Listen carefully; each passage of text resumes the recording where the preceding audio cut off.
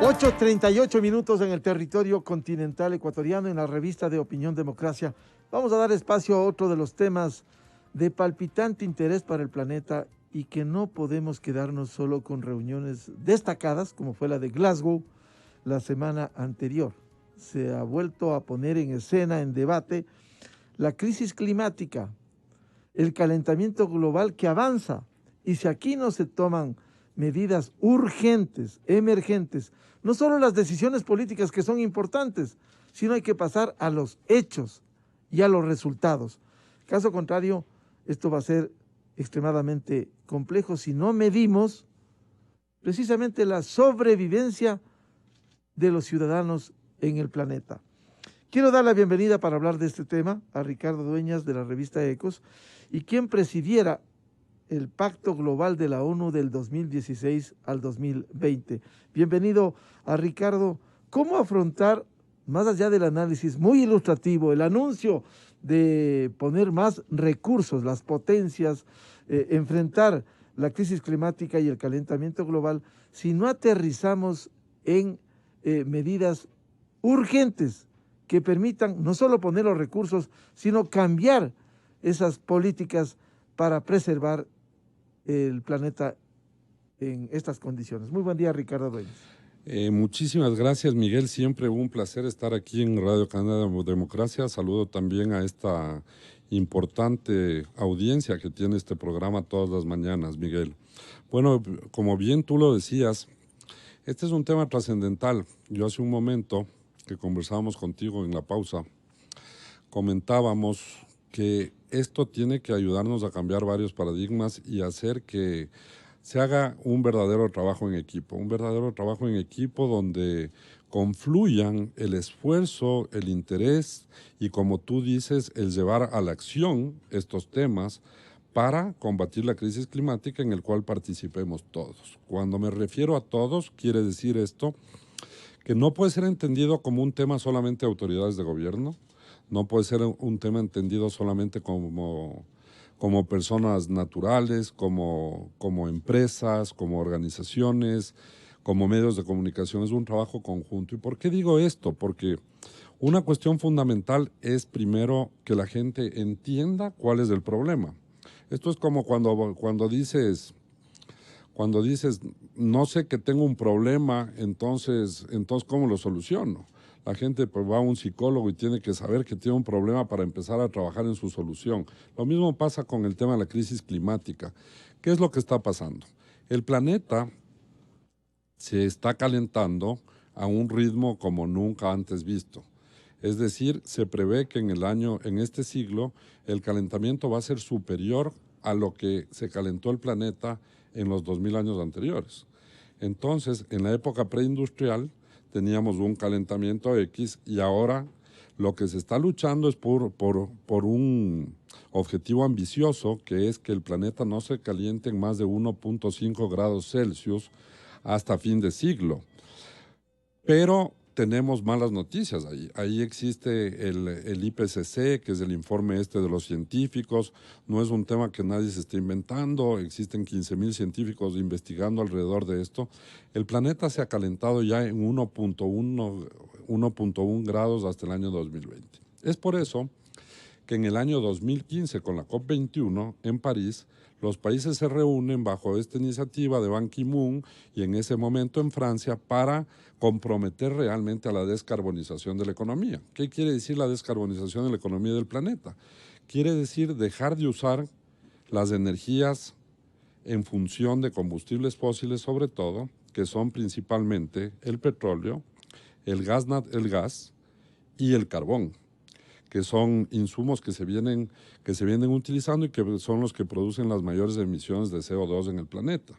Y con estas emisiones de CO2 lo que hacen es que estos gases de efecto invernadero van a la atmósfera. Esto, con los rayos del sol, se genera el calentamiento global por la retención de esto. Y lo que está pasando también es que cuando tenemos un planeta al cual estamos sobreutilizando, sacando recursos de una forma irresponsable, cuando digo esto es deforestación, cuando digo esto es mala utilización del agua, el hecho de las fuentes de agua no cuidarlas de una forma eficiente, etcétera. Entonces aquí viene la discusión de qué es lo que está pasando en Glasgow. En Glasgow se han reunido, pero lamentablemente, ¿qué es lo que sucede? Los países, creo yo, y en esto sin excepción, siempre están poniendo metas y diciendo que van a descarbonizar unos de su economía, van a tener economías neutras. ¿Qué quiere decir esto? Que básicamente van a cambiar los hábitos, van a mejorar la utilización de combustibles fósiles de gases, de emisiones de gases de efecto invernadero, y lo que no puedan dejar de utilizar, básicamente van a compensar, que es esta famosa compensación de huella de carbono, que podemos hacer desde las personas hasta las instituciones y hasta los países. ¿En qué consiste? Tú tienes una huella de carbono que está dada por cómo consumes. Entonces, Miguel Rivadeneira se transporta en vehículos, eso tiene un consumo de emisiones, después en su alimentación come carne, come lácteos, eso a su vez produce también gas metano que tiene esto. Después capaz tienes un negocio, ese negocio también tiene sus emisiones, etcétera. Entonces tú coges y mides eso. Ahora existen softwares, etcétera, para medir y dice, Miguel Rivadeneira produce tanto de emisiones. Entonces tú dices, voy a cambiar mis hábitos, voy a mejorarlos. Entonces, en vez de transportarme solo en el vehículo, voy a hacer un pool car para transportarme con 4 personas. En vez de ir por una ruta congestionada, voy a usar un Waze para ver básicamente por dónde voy más rápido y con eso consumo menos combustible, genero menos emisiones. Si tengo un negocio, voy a ver cómo utilizo tecnología más eficiente para que se produzca menos de esto. O mañana que me compro un vehículo, voy a comprar un vehículo viendo qué motor es y básicamente esto. O si mañana te subes a un avión, vas a escoger una aerolínea que genere menos emisiones. Entonces, porque la verdad de esto, y para que la gente entienda con facilidad, la verdad es que los seres humanos no van a cambiar los hábitos. Perdón, no van a dejar de usar las cosas. Claro, sí deben cambiar los hábitos. Sí, es sí deben cambiar los cambien. hábitos. Entonces, pero tú no le puedes pedir a una persona que deje de subirse a un avión, que deje de transportarse, que deje de comer. Y no se trata tampoco, como a veces se piensa, de que la gente se vuelva la gente de las cavernas, donde prácticamente ya no hace nada. Lo que se trata es que exista un manejo de los recursos responsable. Entonces, por ejemplo, si es que mañana tienes que vestirte, evidentemente te tienes que vestir, pero no puedes caer en comprar miles de prendas y tener un closet con un montón de ropa que no tiene calidad, etcétera, porque eso sigue sacando recursos del planeta. Agua, tinturas, materiales textiles, etcétera. O si mañana estás en una oficina, por ejemplo, no puedes tener, a veces la gente por ignorancia cree que el eliminar la utilización de papel ya soluciona las cosas. ¿Y qué es lo que pasa? Te voy a poner un ejemplo clarísimo. El sector público, ¿cuántos burócratas tiene? Cerca de 700,000 burócratas, ¿no es cierto? Si es que el gobierno nacional hiciera un estudio para ver esos 700,000 personas que todos usan un computador, cuánto tienen en la memoria de los computadores y luego subido en la nube, en cuanto a lo que son mails, videos que tiene guardado la gente, imágenes que tiene guardado la gente en las computadoras. La gente cree que por tener en la nube eso no daña el planeta. ¿Y qué es la nube? La nube son unos servidores inmensos donde tú, en vez de guardar en el disco duro de tu computadora, lo guardas en estos servidores inmensos que están en algún lado del mundo consumiendo energía eléctrica 24/7, prendidos todo el día. Entonces, está comprobado que la gente tiene entre 15 y 20,000 mails en promedio en sus discos, en sus computadoras y en la nube. Entonces eso multiplica por 700,000 y luego mira tú cuánto tienes que forestar o cuántos árboles estás utilizando para compensar todas esas emisiones de CO2. Entonces, acá, ¿cuál es el tema que yo creo? Yo creo que el Ecuador, por ejemplo, si bien es cierto, es importante todo el diálogo que se ha dado y esta gran iniciativa que yo también la aplaudo, la de Galápagos en Glasgow, que llevó el presidente Lasso, con la finalidad de aumentar la zona de protección, la Reserva Marina de Galápagos, en 60,000 kilómetros cuadrados. Si bien es cierto, eso es relevante, importante, Yo ahí tengo alguna lectura que sí quisiera tener mayores explicaciones a fondo. Primero, el Ecuador ya tenía una reserva. Esa reserva inicial ha sido difícil protegerla, porque tú no solamente tienes que hacer un enunciado y pedir que se sumen a la causa, sino tienes que tener la tecnología, tienes que tener la forma de cómo controlar esa zona protegida, porque si no la controlas, se te mete la flota de barcos chinos y no has ganado nada. Existe la pesca esta indiscriminada, esta pesca palengre, creo que se llama todo esto, que rompe, todo, que recoge todo desde el suelo y te destruye todo. Entonces está bien esa declaratoria, pero aquí yo creo que va más allá. A mí me parece que el presidente debería realmente armar un consejo consultivo al respecto del cambio climático y la sostenibilidad en el país, donde deberían estar las personas que más entiendan y donde debería estar representado el sector público, debería estar representado el sector privado, debería estar representada la asamblea, debería estar representada la sociedad civil, deberían estar representados los comunicadores. Los comunicadores, Miguel, jugamos un papel fundamental y es por eso que nosotros en Revista Ecos, y gracias por la invitación, hemos cambiado nuestra línea editorial hace 15 años. O sea, nosotros no es que en Ecos esto es una moda, ni es un tema de greenwashing, ni de limpieza de imagen. Desde hace 15 años tenemos una línea editorial muy vinculada a los temas de sostenibilidad, a los temas de responsabilidad social corporativa, etcétera, porque como te decía, los comunicadores tenemos que salirnos un poquito de los espacios que solo están dedicados al tema de la coyuntura, al tema de la política, al tema de lo que está pasando con la noticia amarillista, y tenemos que darle tiempo a estas cosas que son fundamentales para que la gente se eduque, entienda y no caigamos en un proceso de extinción.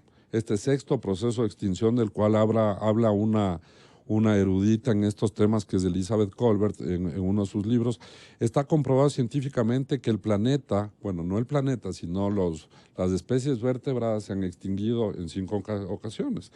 La diferencia es que en la quinta extinción, que fue la de los dinosaurios, y ahí no sé si han visto ese video espectacular de ese dinosaurio entrando a la ONU y haciendo este llamado a la acción para que la gente se comprometa con esto, fue un tema de la caída de un asteroide.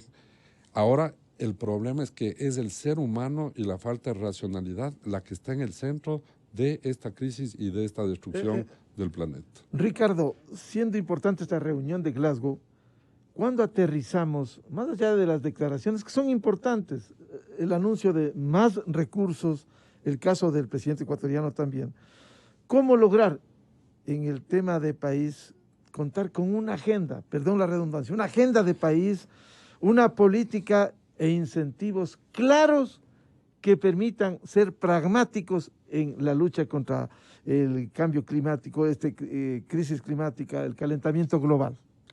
Esa es una muy buena pregunta. O sea, yo lo que decía es hay que hacer todo este cuerpo colegiado, como alguna vez se hizo el Corpey para la promoción de las exportaciones.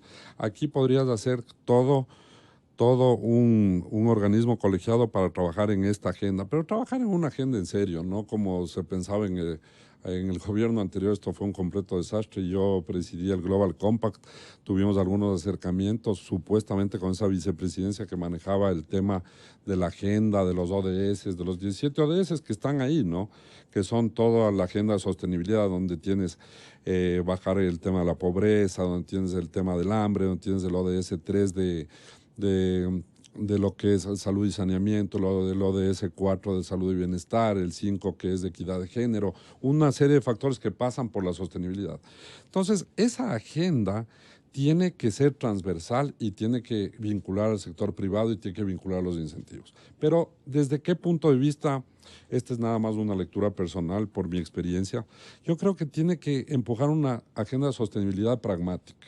No tiene que ser romántica. La sostenibilidad romántica, esto que se sigue hablando y se sigue ampliando los plazos. Por ejemplo, el romanticismo de la COP, de la COP 21 de París, donde todos quedamos contentos, dijeron, vamos a destinar 100.000 millones los países industrializados, los países más grandes del mundo, cada año a partir del año 2020 para la lucha contra el cambio climático.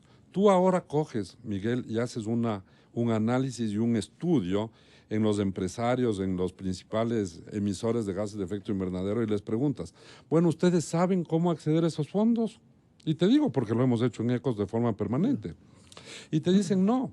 Entonces no puede ser este anuncio romántico, sino tiene que venir acompañado de los mecanismos de financiamiento, los talleres, y que la gente mañana, que yo vaya a Radio Democracia, o que vaya a una industria de medias, o que vaya a un Coca-Cola, o que vaya a un centro comercial en el Ecuador como el Mall del Sol, como el Quicentro Shopping, o que vaya a una fábrica, qué sé yo, de aceites, lo que sea, y que básicamente se tenga claro cómo ir a esto. En esa agenda también debe estar el sistema financiero. ¿Qué está pasando con el sistema financiero, la banca sostenible o esta banca verde, que es importante? Y en el Ecuador se han dado avances importantes en eso. Produbanco, Banco del Pichincha, Banco de Guayaquil, vienen trabajando bien en este tema. ¿Qué quiere decir? Que ya el tema climático de emisiones tiene que ser un factor relevante en la evaluación del riesgo, porque la gente que dejamos los depósitos en la banca, básicamente, los pasivos de la banca, las personas ya no quieren que le prestes a cualquiera. Entonces, antes la evaluación de riesgo solo pasaba por ver la fuente de repago del cliente, la solvencia, los estados financieros. No. Hoy en día tiene que primar el balance climático social, que son todo esto que se recoge ahora en las memorias de sostenibilidad de las compañías, que es el balance básicamente que tiene un triple impacto, ¿no? Un impacto social, un impacto económico y un impacto ambiental. Entonces, todo eso va a estar en el análisis de riesgo a futuro y tiene que ser concebido. Tienes que desarrollar también un mercado de capitales y tienes que desarrollar creatividad e iniciativa. Aquí hay creatividad importante. Por ejemplo, si mañana quieres un turismo, que te oía en el panel anterior, que a propósito aprovecho para felicitarte, me gustó mucho el panel anterior. Cuando tú quieres hacer turismo, tiene que ser turismo sostenible. Entonces básicamente, ¿qué haces? Vienen los turistas, comparto con José Hernández que decía que tienes que atraer un turista que suba el ticket promedio, porque quieres un turista que venga y gaste 80, 100 dólares diarios, no el de 10, 12 dólares. También, pero tiene que venir gente que deje recursos importantes, y para eso se necesita desarrollar una industria del turismo, pero una industria bien armada en la parte sostenible. Por ejemplo, ahora Metropolitan Touring tiene una excelente iniciativa. Ellos lo que hacen es conservar el bosque primario que tienen donde está Maspi, que es de toda la zona del Chocó, y básicamente lo que hacen es le cobran una tasa pequeña al turista por sus emisiones de gases de efecto invernadero en el Ecuador. Entonces, con eso lo que hacen es financiar, es pagarles a los dueños de todas estas áreas para que no extraigan los recursos naturales y no los conserven. Entonces, más o menos una iniciativa que tiene que ir permeando al resto de cosas. Entonces, los incentivos. Mejor manejo contra la crisis, mejores indicadores de este tipo en las empresas, una tasa de crédito menor. Entonces, básicamente vas a poder acceder a esto. O recursos verdes que vengan a esto, o emisión de papeles, de bonos de carbono, etcétera, que son un poquito más difíciles de explicar. Lo que se está haciendo ahora con esta iniciativa, la Reserva de Galápagos, que tiene también una parte financiera, que dicen, vamos a hacer una emisión de papeles de 1.100 millones, básicamente de estos bonos azules, con lo cual se hace un canje por deuda externa, se baja el impacto de la deuda, esos papeles generan un pago de un interés que van a generar como 14 millones al año, y con esos 14 millones dicen va directamente a proteger esa reserva marina, generar tecnología, seguimiento, tener todo esto que se necesita. Entonces, eso está más o menos bien armado. Lo mismo tiene que pasar con otras iniciativas que pasen. Pero lo que tú decías primero es lo principal. Tiene que ir a la educación, por ejemplo. Tenemos que tener una masa curricular desde los niños, desde los jóvenes, desde los adultos en la universidad, donde este tema de la sostenibilidad y la lucha contra el cambio climático sea un tema transversal. Claro.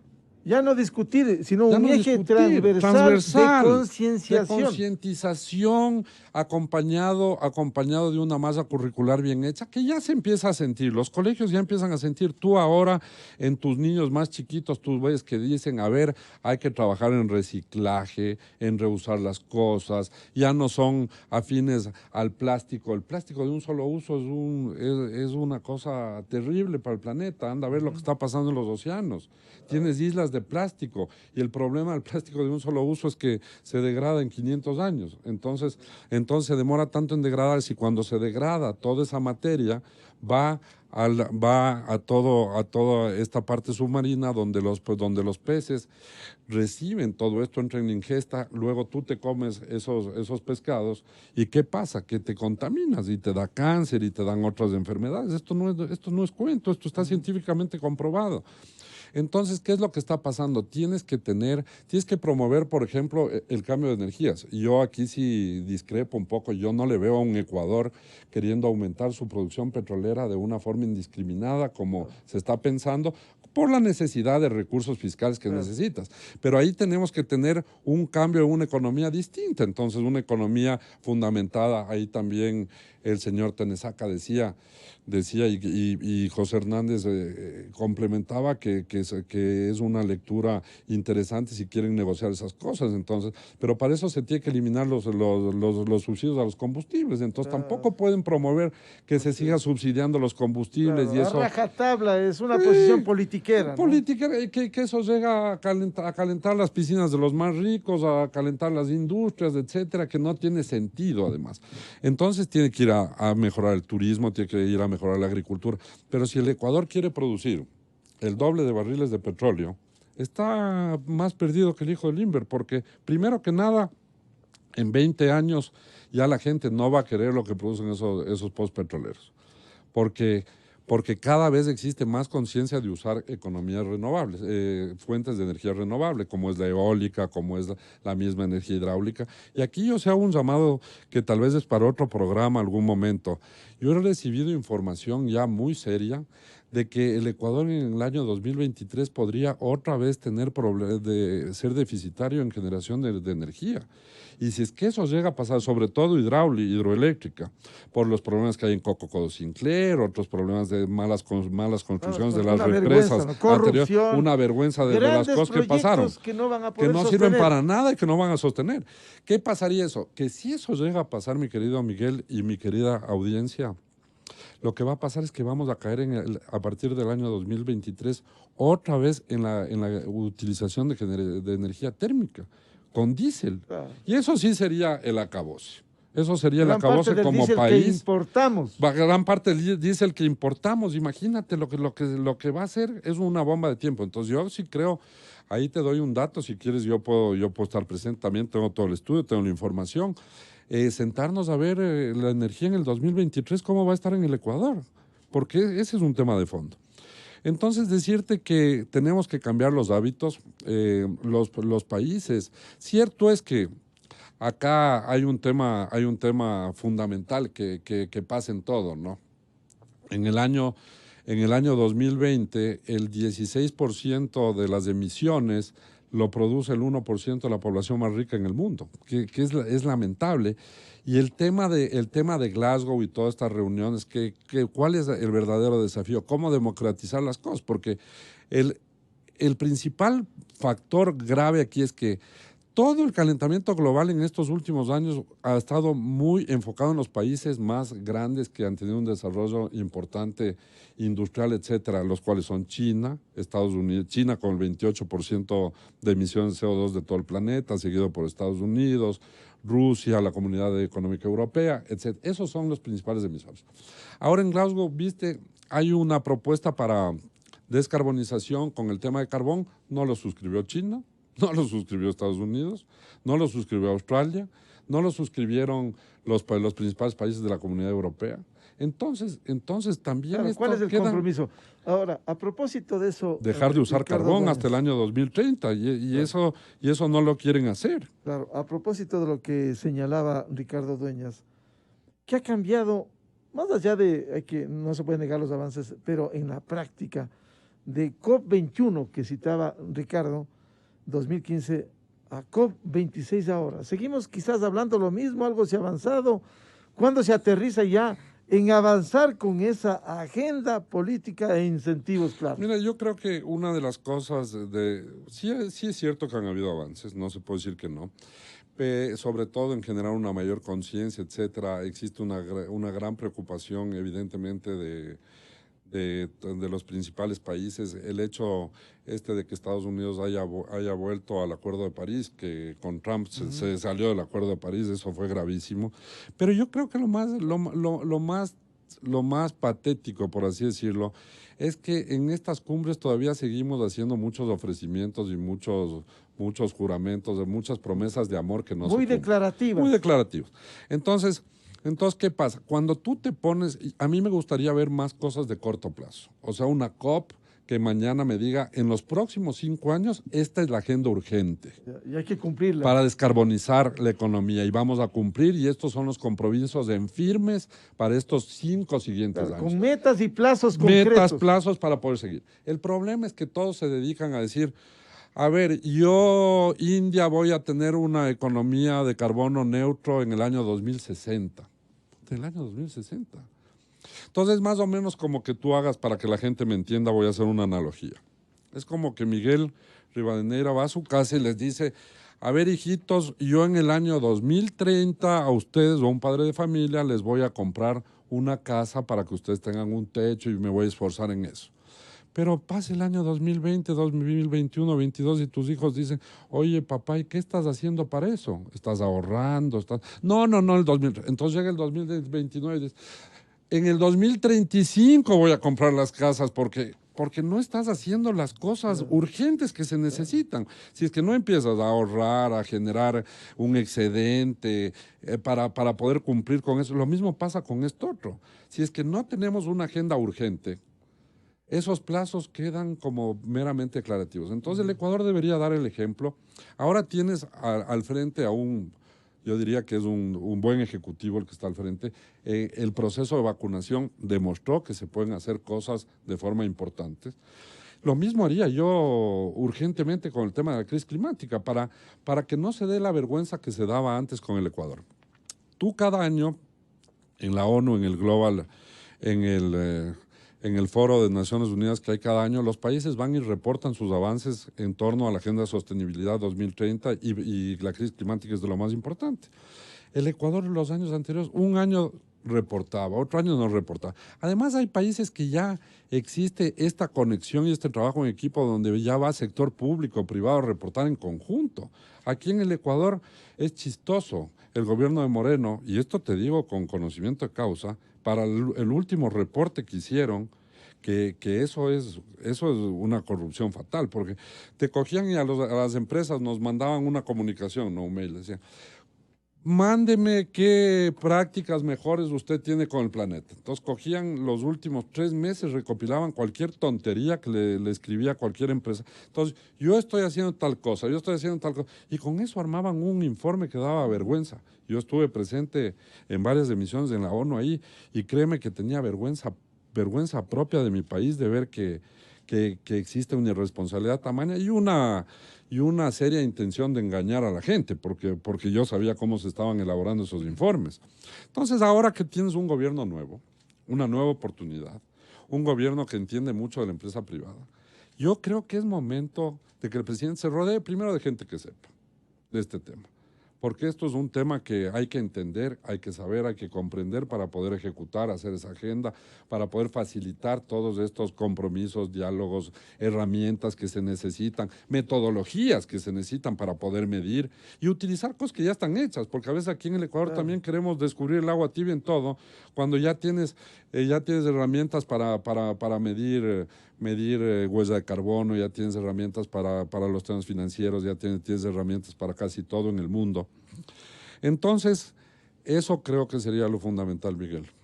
Qué bien le hubiese hecho, perdón este apunte, por ejemplo, al señor Leonidas Issa, que le invitó al presidente a Glasgow, por lo menos para que entiendan y tomen conciencia de lo que se está debatiendo en el mundo y esa enorme responsabilidad que tenemos para avanzar. Porque la agenda cada año va a 20, 30, 50 por hora y la destrucción va a 200 kilómetros por hora. Así es, y para que eso se entienda, sido muy bueno para el señor Issa, porque entendería que hay cosas más importantes que solo el tema político, etcétera. Los combustibles. Solo el tema de los combustibles. Contracorriente. Entendería, por ejemplo, las negociaciones con los transportistas deberían pasar también por esta huella verde. O sea, hacerles entender que los subsidios no solamente es un tema de seguir hablando de precios, etcétera, para tener una contaminación innecesaria.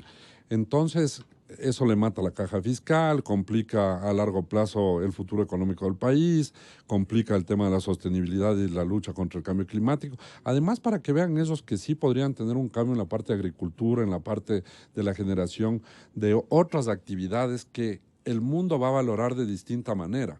O sea, ahora ya no es lo mismo exportar un camarón, por ejemplo. Tú, en la industria camaronera, ellos están empeñados, existen herramientas para ver toda la trazabilidad del camarón, porque si es que tú estás explotando los manglares y estás destruyendo toda la naturaleza, estás destruyendo biodiversidad, megadiversidad en el país, afuera los compradores te castigan en la compra y a futuro no te van a comprar.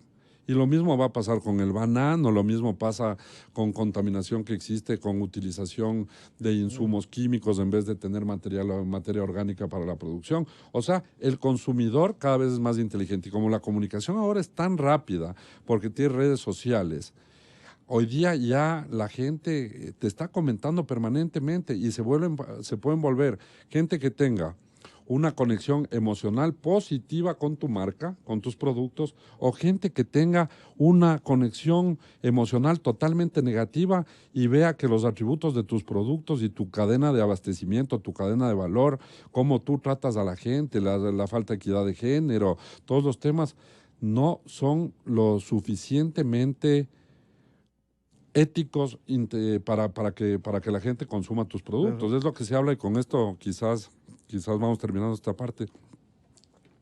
Es lo que se habla hoy día de lo que es ya los empresarios con propósito.